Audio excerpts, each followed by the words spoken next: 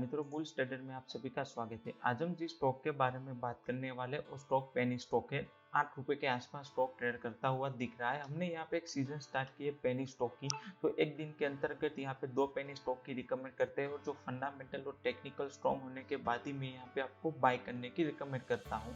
तो आप लोगों को यहाँ वीडियो पसंद आए तो लाइक और सब्सक्राइब करें।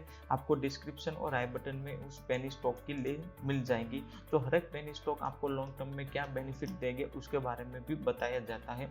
तो सबसे पहले आज हम जिस स्टॉक के बारे में बात करने वाले उस स्टॉक का नाम है साउथ इंडियन बैंक। तो 9 रुपए के आसपास स्टॉक ट्रेड कर रहा है। कंपनी का मार्केट कैप 1900 करोड़ के आसपास हमें देखने को मिल रहा है। बुक वैल्यू 27 रुपये। तो एक यहाँ पे एक पॉजिटिव और अच्छी बात यहाँ पे ये देखने को मिली कि यहाँ पे बुक वैल्यू बहुत ही बढ़िया देखने को मिल रही है। शेयर की प्राइस 9 रुपये है और बुक की वैल्यू दोगुना देखने को मिल रही है। अगर इस कंपनी में आपने 10,000 इन्वेस्ट किए होते और बाई चांस कंपनी क्लोज हो जाती तो आपको 30,000 रुपये दिए जाते।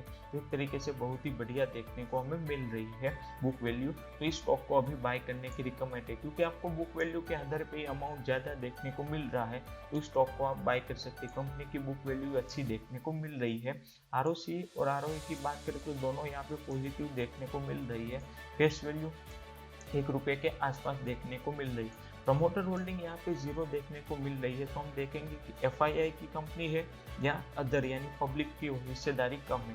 कंपनी की डेट, जो यहाँ पे एक सबसे ज़्यादा बुरी बात कंपनी डेट है, बहुत ही ज़्यादा कंपनी के ऊपर डेट देखने को मिल रही है। कंपनी की रिजर्व 5,600 करोड़ के आसपास है। कंपनी की मिलकत 15,000 करोड़ के आसपास है। EPS earning per set negative है। ईबीटा यहाँ पे 19% प्रॉफिट ग्रोथ नेगेटिव है। तो एक तरीके से देखिए तो ये हमें नुकसानकारक बात ये लग सकती है। डेट, कंपनी डेट वाली है और डेट बहुत ज़्यादा है। बैंक के ऊपर डेट हो तो समझ लेना बहुत ही ज़्यादा ही देखने को हमें मिलती है।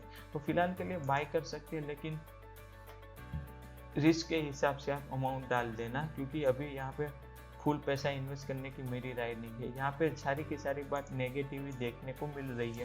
कंपनी का 5 सेल्स ग्रोथ बहुत कम है। आरओई नेगेटिव देखने को मिल रहा है। लो इंटरेस्ट रेशियो है। इनकम बहुत कम देखने को मिल रही है। डिविडेंड पे आउट 3 साल से बहुत लो दिया है। यह भी यहाँ पे नेगेटिव बात देखने को मिल रही है। एक तरीके से कंपनी जो लॉस ही कर रही है, तो मेरी यहाँ पे बाय करने की रिकमेंड नहीं है।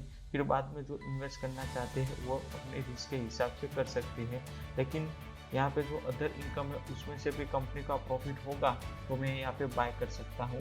मैं यहाँ पे फाइनेंशियली देखता हूँ तो कंपनी का रेवेन्यू है वो अच्छा खासा देखने को मिल रहा है। उसके ऊपर कंपनी का जो इंटरेस्ट लगता है, ये दोनों सब बात मिला के कंपनी का जो एक्सपेंशन यानी खर्च सब कुछ मिला के कंपनी एक तरीके से फाइनेंशियली लॉस करती हुई दिख रही है। लेकिन कंपनी की जो अदर इनकम है वहाँ से एक बढ़ोतरी देखने को मिली।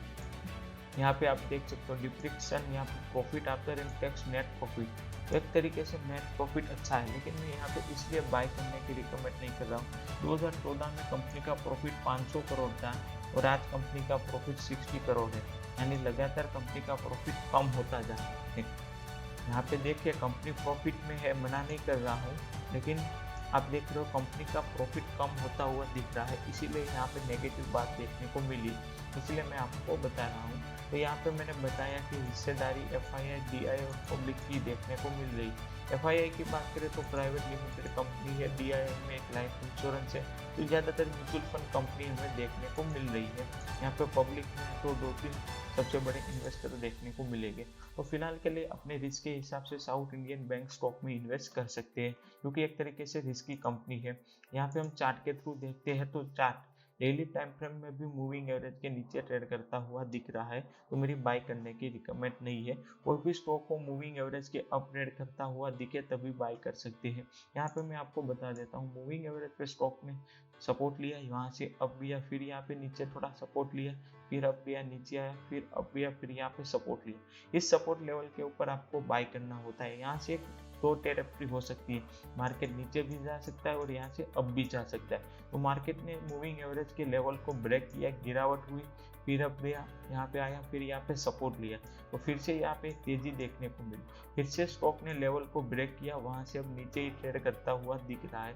जब स्टॉक मूविंग एवरेज के अप ट्रेड करता हुआ दिखेगा अभी मेरी यहाँ पे बाय करने की रिकमेंड है, क्योंकि फिलहाल के लिए स्टॉक अभी मूविंग एवरेज के नीचे ट्रेड करता हुआ दिख रहा है, तो मैं यहाँ पे बाय करने की रिकमेंड नहीं करूंगा इस स्टॉक में। क्योंकि जब यहाँ पे बाय करूंगा, यानी शॉर्ट टर्म करना चाहते 1-2 साल अच्छा खासा रिटर्न कमाना चाहते वो लोग कर सकते हैं, लेकिन अपने रिस्क के हिसाब से। कंपनी का प्रॉफिट लगातार कम होता जा रहा है, वो मैं आपको बता देता हूँ। यहाँ पे कंपनी के जो शेयर होल्डिंग पैटर्न की बात करते हैं तो किस हिसाब से है, तो यहाँ पे देख रहे हो ना, म्यूचुअल फंड अपनी हिस्सेदारी कम करती हुई दिख रही है, ये बात आपको याद रखनी है। यहाँ पे जो होल्डिंग है उस बारे में ही आपको ध्यान रखना होता है कि स्टॉक क्या प्रदर्शन कर रहा है म्यूचुअल फंड और कंपनी के बारे में, क्योंकि म्यूचुअल फंड और एफआईआई क्या करते हैं, अपनी हिस्सेदारी कम कर देते हैं और पब्लिक को माल चिपका देते हैं, और ऐसा ही स्टॉक में देखने को मिल रहा है। यहाँ पे देख रहे हो 4.5% की, और अब देख रहे हो 0%। म्यूचुअल फंड ने अपनी हिस्सेदारी कम कर दी।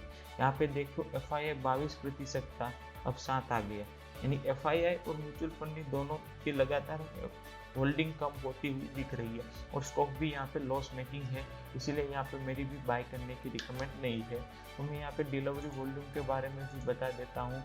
कंपनी के स्टॉक में डिलीवरी हो रही है 30%, 40% ऑलमोस्ट। जो भी डिलीवरी कर रहे हैं वो पब्लिक कर रहे हैं, क्योंकि उनको लगता है कि पेनी स्टॉक के लॉन्ग टर्म में बढ़िया बेनिफिट देखने को मिलेगा, लेकिन ऐसा कुछ नहीं होगा, ये आपको लॉस करा सकता है। यहाँ पे हम मैक्सिमम रिटर्न देखें तो 668% देखने को मिले, लेकिन अच्छे रिटर्न देखने को मिले, एफडी से अच्छे नहीं मिले। 2000 में स्टॉक आया था 1 रुपये के आसपास ट्रेड कर रहा था, और आज 9 रुपये के आसपास। एक तरीके से ऑलमोस्ट अच्छे रिटर्न नहीं दिए, 20 साल हो गए, 700% रिटर्न बहुत कम देखने को मिले। एसआईपी की बात करें तो नेगेटिव रिटर्न देखने को हमें मिल रहे हैं। तो फिलहाल के लिए इस स्टॉक को मेरी बाय करने की रिकमेंड नहीं है। और वीडियो अच्छा लगे तो लाइक और सब्सक्राइब करें।